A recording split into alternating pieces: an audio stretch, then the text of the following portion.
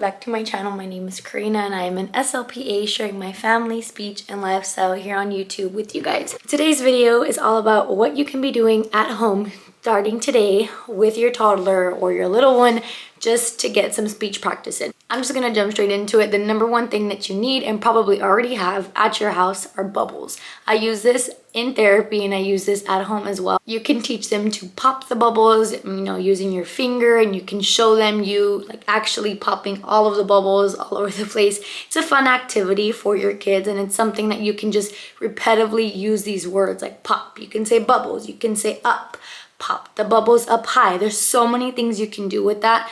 And again, this is fun for your child. Something you could use outside. You could also use these indoors. Now, I really like right now the bubble machine. They sell them at Target. I got a strawberry one as a birthday gift for my daughter. I like it a lot because it's really small and it's easy to move around. Sometimes we've been like in gymnastics class or some sort of toddler class with my son, and he also gets to pop the bubbles, but I see people carrying around those with like a handle and you're able to carry it around. This one's kind of the same thing, but I got this one from Target. Now the big bubble thing, I highly recommend. I did get that one off of Amazon though. I know you could probably find it at your dollar store, at Target as well, Walmart, I guarantee you sells it too. I would highly recommend you buy like a big one just to only have that one. That way you don't have a bunch of small cases of bubbles lying around your house. The next thing I highly recommend that you have is chalk. This is another thing that we did have in therapy and we actually gave it out to families as the kids were leaving for the summertime. Chalk, you kind of have unlimited things to do, right? This does kind of have to be an outdoor activity, but I really like it. I mean, because you can bring their colors in. If they have a favorite color, if they really like blue right now, maybe your baby girl really likes pink and orange and yellow. There's lots of things you can do with that. With my daughter, I truly just describe the picture that we're making, or I show her what my son is doing. Rio really likes it now because he is 3.5. He's into pretend play and he has this great imagination like kind of developing. So we'll make like clouds and we'll do flowers. We'll try to do his name. With this, I recently did the hopscotch, and it wasn't until now that my son got it. Viviana's of course kind of lost and she's confused, like what in the world are we doing? But if I'm just showing her, look, it's white. You have chalk. You have chalk in your hand. Wow, the chalk feels pretty soft, huh? I'm just talking about the chalk, and this is exposing them to all of those words. It's helping them like make that connection. Next is ice and water. You can never go wrong with this. I highly recommend doing some sort of sensory activity. It doesn't necessarily have to be a bin, although that is the easiest way to go about it. Just put like some hot water in one bin, maybe put some cold water in the other, and let them go crazy. Just feeling the difference with cold water and then with hot water.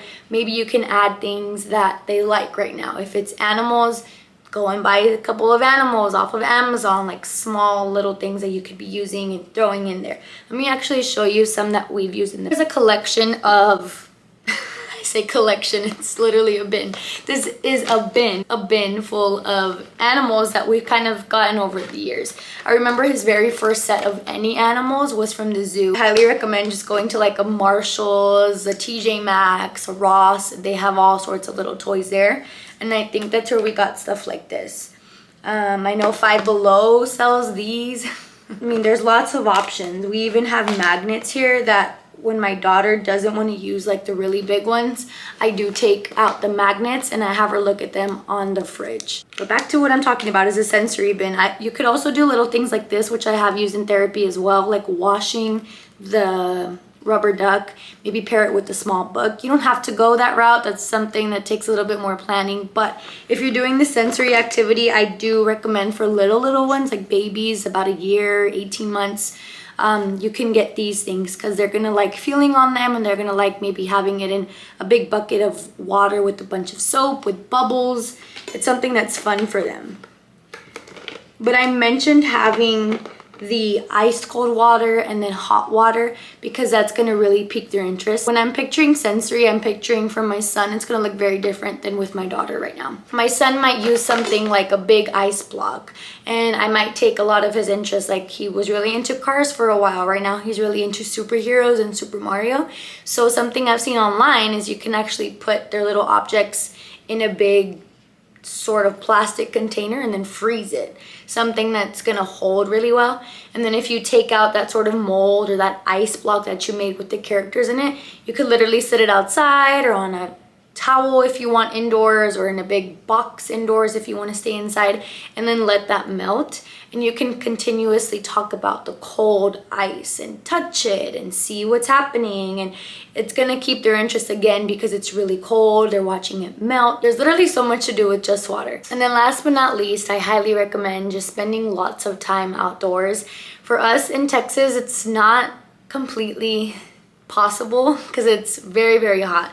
But even if we're outside for about 30 minutes, maybe even 15, there's so much to do, literally. You can take a walk around your neighborhood and talk about all the things you see, like up in the sky. You can go outside and fly a kite, outside and practice some sort of sport. You could point out all the birds that are outside.